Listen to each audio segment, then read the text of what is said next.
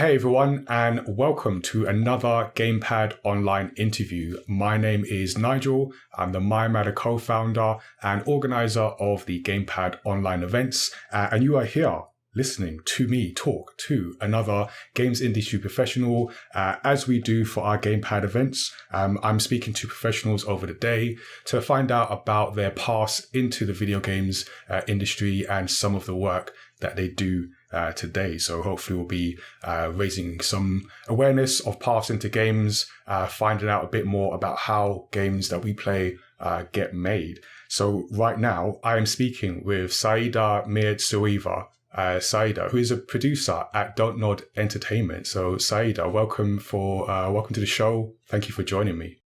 Thank you for having me, Nigel.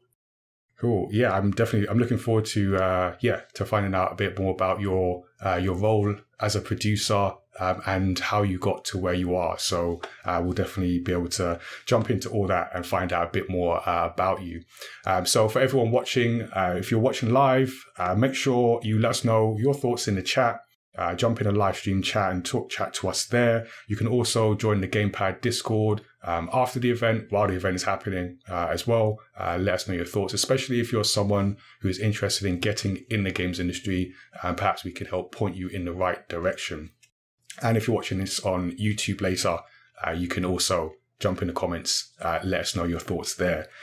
So Saïda has been working in the video games industry for nearly 15 years, first as an artist and then as someone who is involved in planning and organizing teams as a whole. So that's quite a jump. Definitely want to know how that came about. She's also a mother and an advocate for a better, diverse and inclusive games industry. So we're definitely speaking to the right person. I want to chat about that as well.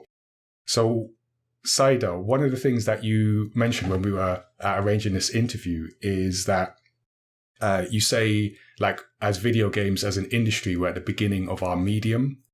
And I found that quite interesting. So in terms of your perspective, like, where do you see video games as a medium, like, compared to other mediums? Like, are we still in the days of black and white TV in comparison, or how do you see things as they stand?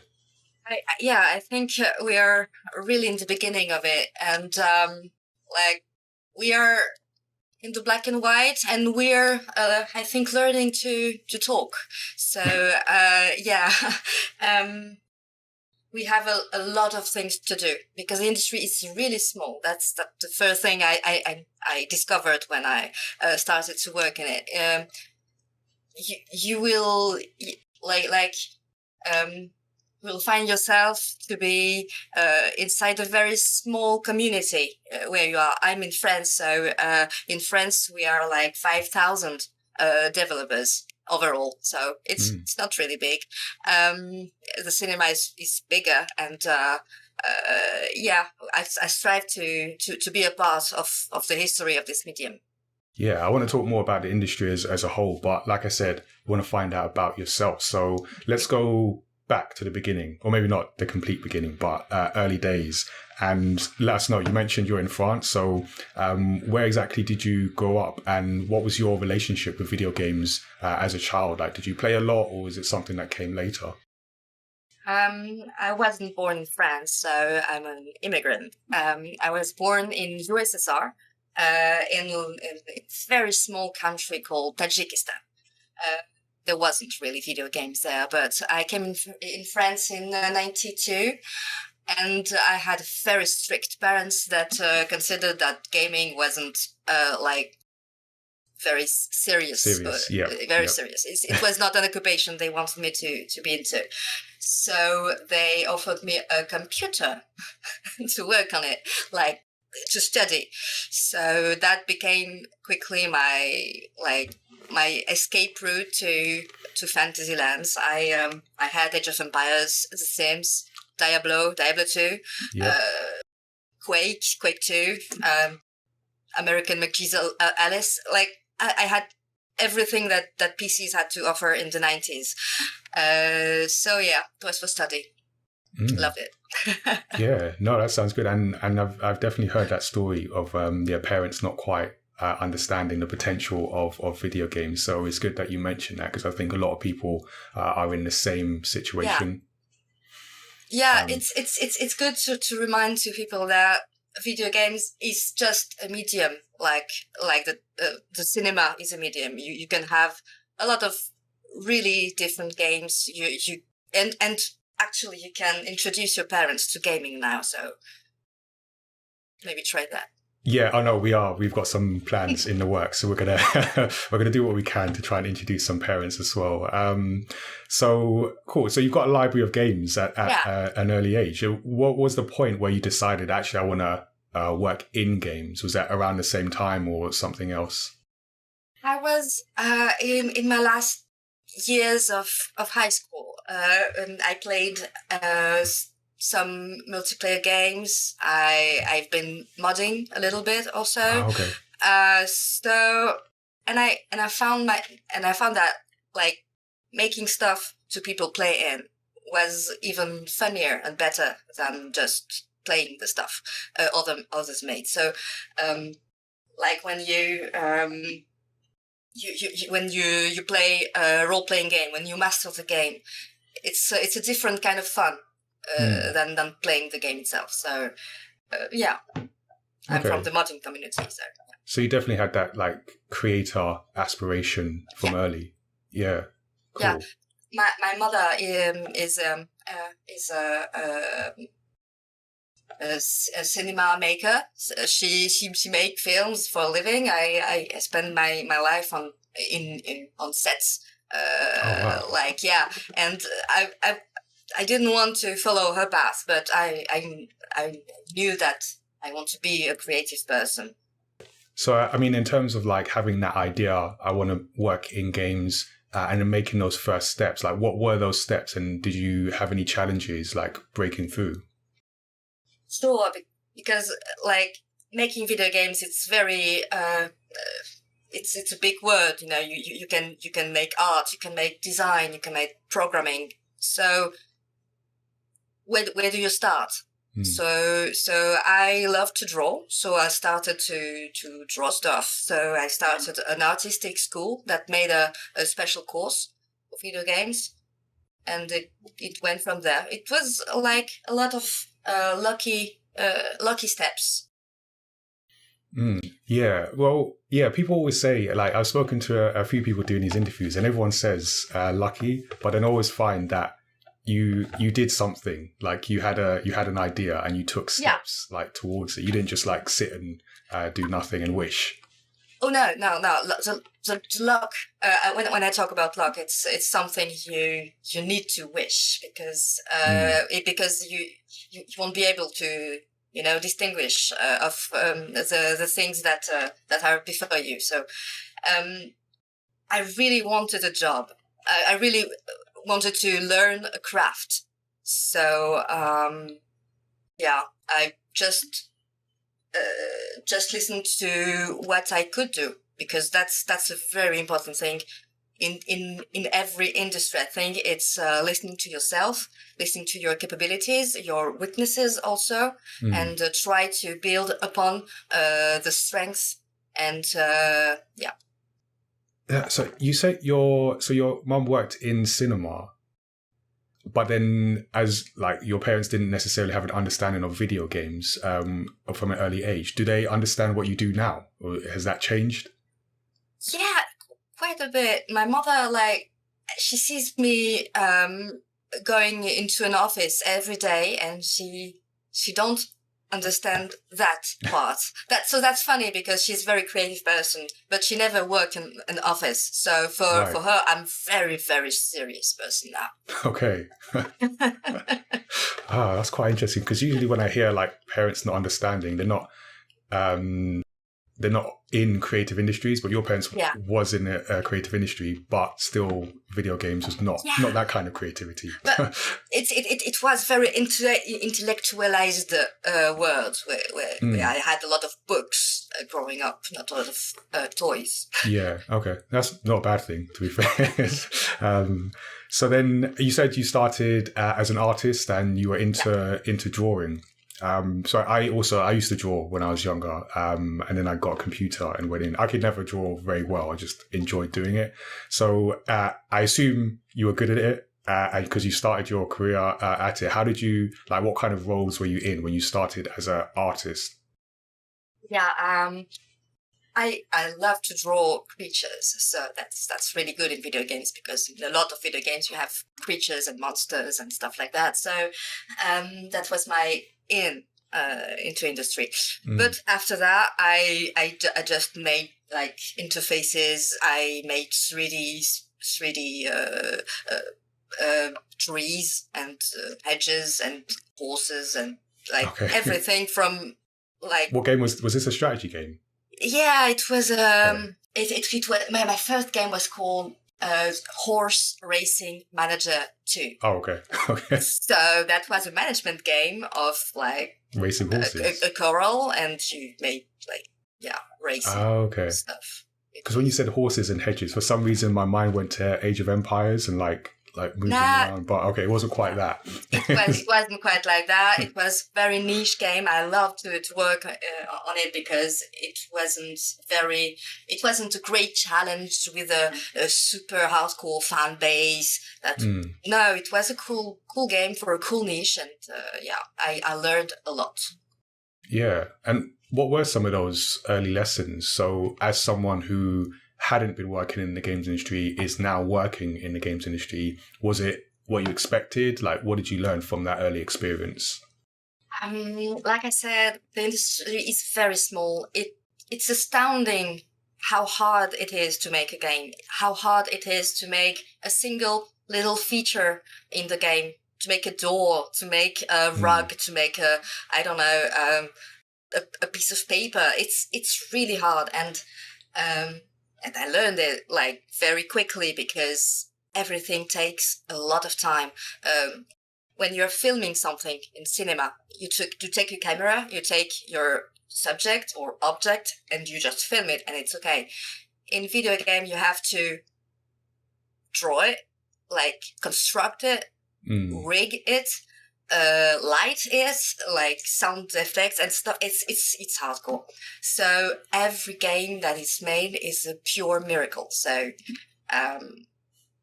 yeah, no, I definitely appreciate that, and I think that is something that is always worth speaking. It's almost a miracle that any game comes out, especially in today. I because I do workshops with young people, and whenever it's a game focused one, I get across the idea of so in a game engine, when you start, there's nothing. There is nothing. So I think a couple of sessions I've grabbed the ball and just said in the real world, you expect this ball to drop, and when you let go, that's fine. But in a game, it means nothing. Nothing means anything until you tell it. So all that, even the very basic things, you have to sort of program and design and do all that. It's a little bit like magic from the outside. But but it's a nightmare from the inside, but you like I said, you have to listen to your weaknesses and strengths, and to build upon that, to be very good at what you do, to make this nightmare a dream. No, I get that, and I also say that as a former software engineer, so I understand just putting anything together is a challenge, and it's not magical. No, nothing. It's magic. Some people I feel were quite magical. Some people in my office, they were doing some things I couldn't get my head around. But yeah, like from the outside, yeah. So then you had your start as an artist, and whenever I've spoken to artists, there's a sort of progression to artists and then art director, and one of the things that comes up is you spend less time doing the art and more time with people. But it sounds from what I'm hearing that you actually like the organizing side of things. So how did you move from artist to producer? How did that come about? I'm a really curious and maybe even nosy person, I I became a lead artist. So I had a little team. I had stuff like to organize. I had less time to draw and do things, like you said. But I was really so frustrated because I want to know in detail what was happening, like everywhere, and I just saw my little part, and that was so frustrating. So I became an assistant producer in another company, and then associate producer in another one, and then I learned the ropes because I knew how to organize things. I love to know everything, so it's a very good skill to have. Okay, so you're saying be nosy, basically. Yeah, be curious. Curious, there you go. That's a better word. Be curious. Yes, it's a better word, but you have to know more than anyone around you. So, yeah. So I have a lot of like post-its and papers and OneNotes and to remember everything. Like what everyone else is doing and So... And people are expecting from you to know what they're doing, so you can help them to accomplish that, or to when they are finished, they want to know what to do after that, so you have to know it. Yeah. All right. So with that in mind, actually, if we take a step back, and can you just explain the producer role in general? Like what does a producer do, and what is your role at what stage of the game development process? Well, you have several tasks as a producer. When you start in this field, you start as an assistant or an associate producer. It's a very specific job. You have to follow a team or several teams. Like you have an art producer or a programming producer, or both, for one person. Okay, so there's almost like a hierarchy of producers. Yes. Yeah.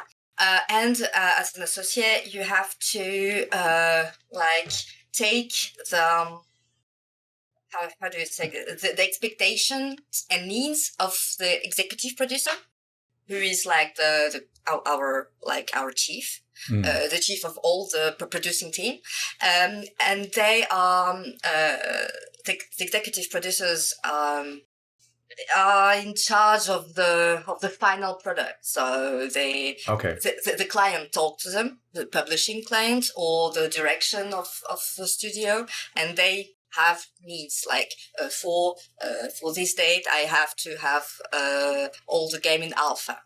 So they just tell that to the associate producers, and the associate producers then will chop it down to tasks for everyone, and they just in charge of delivering the tasks and have the tasks delivered.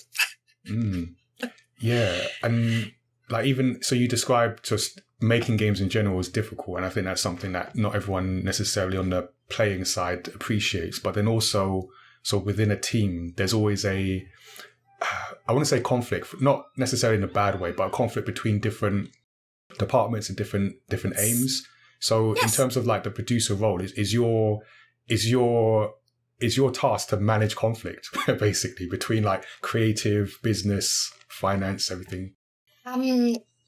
It's in a way, but I don't see it as managing conflict. Yeah, conflict's probably not the best word, but like they're different, like I'm trying to find a good word for it. They speak different languages, you know? It's like you have a Tower of Babel kind of stuff, you know, because they have to work together, but you have sound designers, you have game designers, you have artists that are like, they come from different backgrounds, they don't know how to interact with like software programmers, or they don't know how to. So it's our job to I can say understand them all, like even in a very basic way, and to transform that in a very basic, you know, schedule and plan, and and cuddle everyone.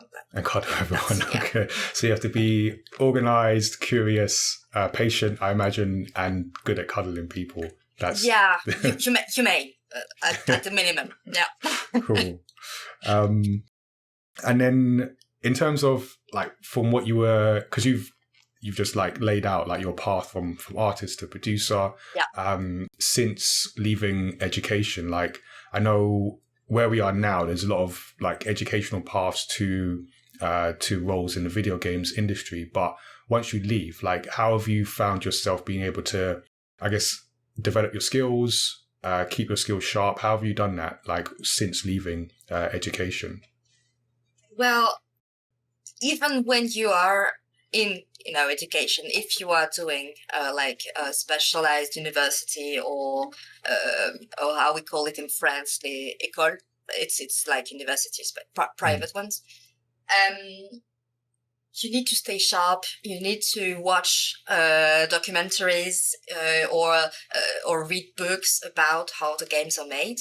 Like you need to update yourself all the time. Like if you're watching this podcast, it's a very good start.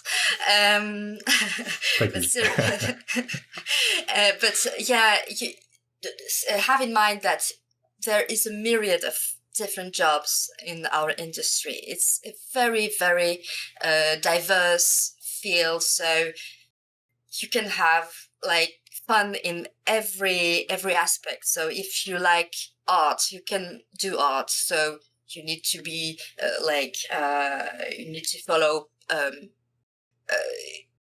artists you like in video games. They all have like portfolios online, so you can check them out. If you like to make game design or programming, you can do game jams. Don't crush the crunch in the game jams, please. But yeah, you can do like little games by yourself. It's very good to have your skills always in motion. Yep. That's good advice. Yeah, always have your skills in motion. I like that. Yeah. So, I mean, in terms of like, if you're that young aspiring person and maybe has just left education or thinking about going into education related to games, like what would you say to them to keep in mind? Do not despair. But yeah, it's any field, any industry is hard to get into when it's and the video game industry is very competitive. So if you can try to find skills that are like useful elsewhere also. If you're making art, maybe like try to do like also art in like application on mobile applications or in in the web industry or in cinema also, or like it's so competitive in the video game industry right now. So don't narrow yourself down to this industry.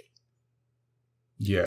It's more difficult for game designers, but yeah, I get that. Have a broad outlook on like, where your skills can be applied. Yeah. And also, if you don't like what you do right now, don't be shy. You can change. Like you can go from art programming, and you can go from sound design to quality assurance, and that's okay. That's okay. Yeah, you can change. I did programming. I now make comics, so there you go. Everyone can change. And all of the skills you've learned along the way will be useful. Always. Yeah, definitely. So we were speaking earlier about how difficult it is to make games, and I think in this past, I guess, 2 years, in this pandemic / apocalypse that we've been living under, it's like an appreciation, or at least from my perspective, I've had more of an appreciation of like any game coming out at all. So one of the things I wanted to talk to you about is the perception versus the reality of making games. And I'll start with your perspective, actually. So being someone who has worked in this industry for 15 years, has your perception of how games are made changed since the early days? Oh, definitely. When I started 15 years ago, it was very artisanal. industry. Everything was handmade, and everyone was inventing as they went. So now I think that the games are more stable. Like you have AAAs, you have AA's, you have independent games that are very good quality also. So we have ranges. We don't have genres only. So now the industry is getting more mature with it, and also I can live without the banter of the early days when like you walked into the open space and you had some not very very good interactions with a lot of people in the early days. Yes, it's getting better really now. Okay. Yeah. No, I can appreciate that. And then from a outsider perspective, what do you think is something that people who aren't necessarily on the side of making games, what do you think they might miss about the challenges around making games or might not fully appreciate? Yeah, like I said, it's the time. Because when you first have an idea for a game, it's very easy to make a prototype, to make something working really fast, so to make a ball jump and a plumber jumping also, and it's really simple. But to make a game of it is really long. It's really hard to understand when you start to making games. It's the scaling of it, because when you scale something, it will take 10 times more time, 10 times more of energy, times people, budget.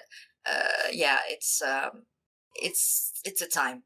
Even for a small game, I made like 2 years of conception, a year of pre-production, and 2 years of production for, it's like that, like 4 or 5 years of your life on a game. Yeah. That maybe never will come out. It's hard. Yeah, that's the other thing. A lot of projects get cancelled, and even though like years sometimes have been put into them. Yeah, it's very unstable. You never know what will be of your office tomorrow. So maybe. Yeah, and do you think like because of the pandemic, we've seen a lot of games being delayed? So we've seen like a lot of game delays, and I know. If you look on social media, you'll see a lot of frustration when games are delayed. But overall, do you think that's caused more of an appreciation and more of maybe an allowance for just the time that games are made? So maybe over time, people are more accepting of, okay, this game is just gonna take more time, especially as games get bigger. I think that maybe the people who play games, I don't say gamers because they are not the only people that play games, but our fans or fan of gaming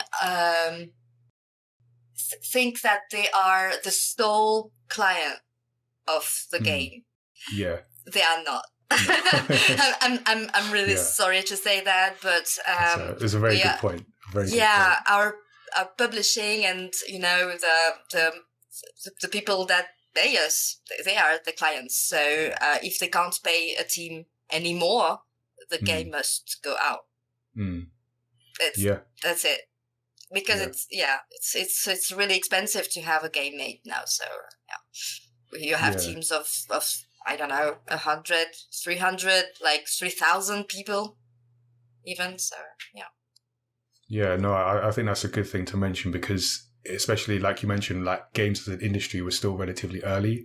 So as you get into that more mature stage, you'll find those kind of decisions being made, and in a sense, to a certain extent, like need to be made to make the games that we enjoy playing. So it's all kind of a balance in that sense. Sure. And as a producer, I want to say that our goal is to make the game, make the game and finish it and ship it. The rest of the development team their goal is to make the best possible game. So it's everything about that balance, about that wanted to do more and just wanting to do. It's a struggle. But that's how it's made. That's how it's made. Yeah, cool. And in terms of DONTNOD, so people watching this will know likely know DONTNOD from Life is Strange, narrative experiences.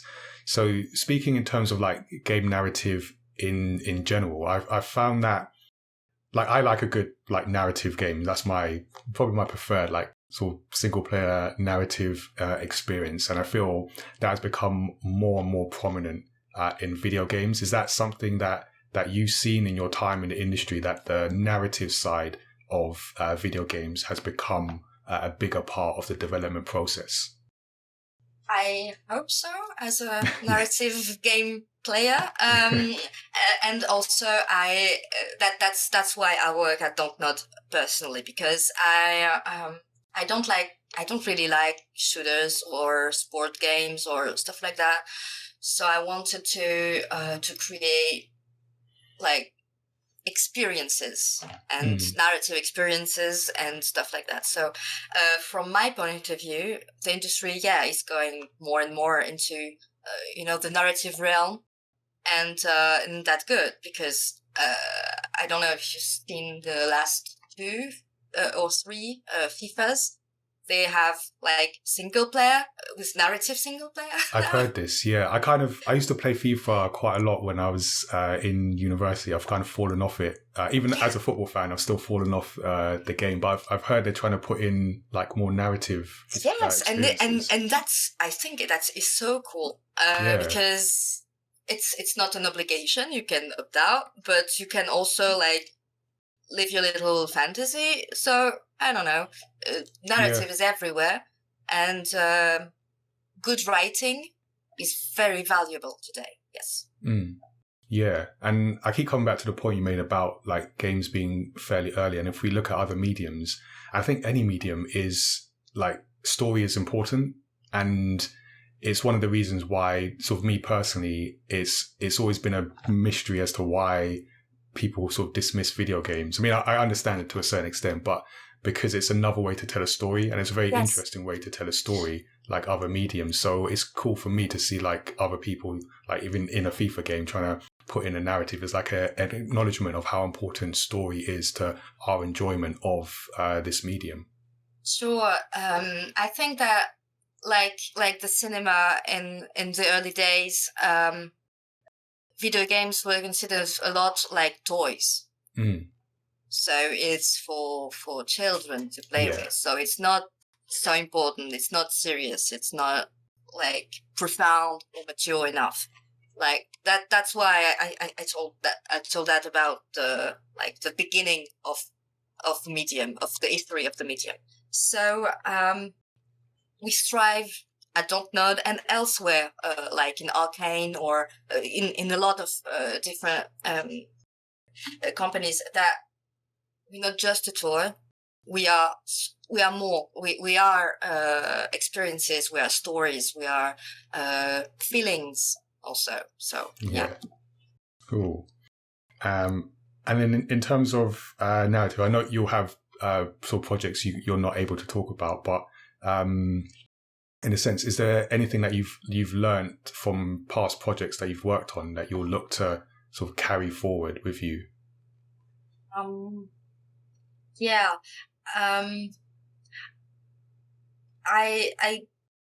I just love making games, and I wanted to say that every game that I made in those 15 years, and also at DONTNOD, has been radically different from one another. Every development cycle, every production cycle is different, with different people, with different surroundings. Like, well, how you do stuff is really different from one person from another. So for a curious person like me, it's really heaven. Yeah, no, it's really cool. And then when we were sort of setting up the interview, I noticed you mentioned a quote from Ratatouille or you paraphrase sort of a quote, and how you're convinced that anyone can make games. So I had two thoughts off that. My first one is, what is your favorite Pixar film, if not Ratatouille? It's not Ratatouille. It's not? Okay. It's not. Because it's in France and like it's very stereotyped. Fair enough. But I like good cuisine. Yeah. I think it's Wall-E. Okay. Interesting. Why is that? Because it's a very pure form of entertainment. The first part is quite magnificent with melancholy and minimalism, and also it's science fiction, and I love it. Okay, cool. No, I like that. My favorite is probably Inside Out, just because the way it takes such a complex topic and like puts it into a story that can be understood by young people as well as adults, which is a really difficult. It's like making something that can cross sort of generations and be understood by both. It's a very difficult thing to do. Yeah, I loved it also. That was my second one. Second favorite, cool. So that was the first thing I wanted to that came to mind. The other thing, in terms of the idea that anyone can make games, and I feel we are in a space where there's more of an acknowledgement within games, within other industries, but I feel games is sort of ahead in the sense of acknowledging the challenges and the need to be more diverse and inclusive. So it's kind of a big question, but how do you see like gaming improving in future to be more inclusive for others that are, you know, watching this, or maybe not even watching this and don't even know they can work in video games? Like, what do you think needs to change for us to be more inclusive? Like, it all comes down to the leadership.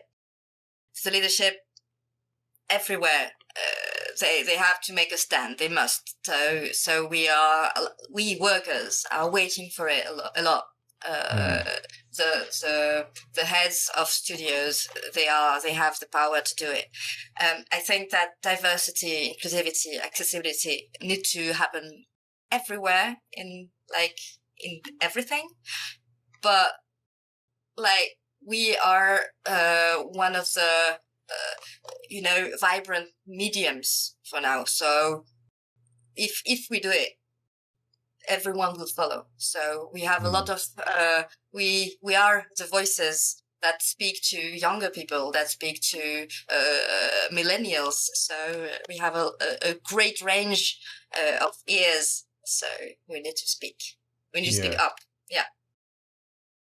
And little by little, we must act in the games themselves, in the messages that we want to come across, and in our recruiting processes also. Communication or values and stuff like that. Yeah, no, I agree. I think on sort of both sides, like the games themselves, like you say, the recruitment, and I think for me, like I mentioned, sort of games being a way to convey story, and like, because we make stories, so we make manga, I write stories, and I always see stories as a way to sort of gain perspective of another person or another situation, and to do that, to have those different stories, those different situations, you need different people. So it always just like logically makes sense to me that you'd want different people in the process so you can make more interesting games. But that's just me, I don't know. Sure. Yeah. You need to listen more, but you need also to speak louder for those in the back. I like it.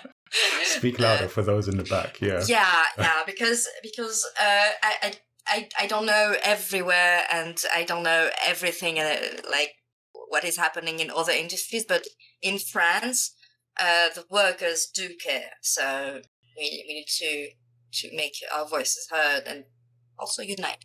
Yeah, cool. All right, back to you for my last couple questions.